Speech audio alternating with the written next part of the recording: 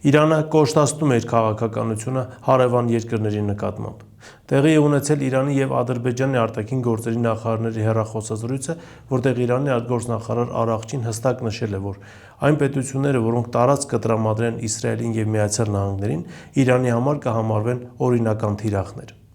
Ինչու է սա մեզ համար կարևոր, քանզի օրեր առաջ Ադրբեջանի նախագահը հարցազրույց էր տալիս միջազգային լրատվամիջոցներին և բառացի նշեց հետևյալը, որ իրենք օգտվում են Հայաստանի օդային տարածքից, անգամ Հայաստանի թույլտվությունը չհարցնելով։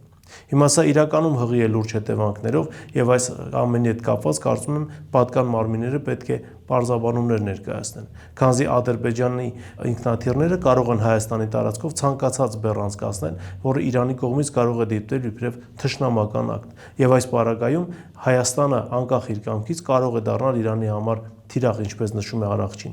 Այս ամենը թույլ չտալու համար և հենվելով նաև օդային հաղորդակցության միջազգային կոնվենցիայի վրա, Հայաստանը պետք է իրականացնի հսկողություն իր տարածքի նկատմամբ, հատկապես օդային տարածքի մասին է խոսքը, և առանց Հայաստանի թույլտվության օտարերկրյա ոչ մի ինքնաթիռ իրավունք չունի ոչ մի տեսակի բեռ տեղափոխել Հայաստանի տարածքով։ Սա չգրված օրենք է, և ըստ էության նաև շատ վտանգավոր հանգամանքներ կարող են առաջանալ, քանզի եթե պարզվի, որ Հայաստանի տարածքով տեղափոխվել են բեռներ, որոնք երկակի անգամ նշանակություն ունեն և կարող են օգտագործվել Իրանի դեմ ռազմական գործողությունների ժամանակ, հայ-իրանական հարաբերությունները ոչ միայն սրանից կտուժեն, այլև Հայաստանը կհայտնվի իրական վտանգի առաջ։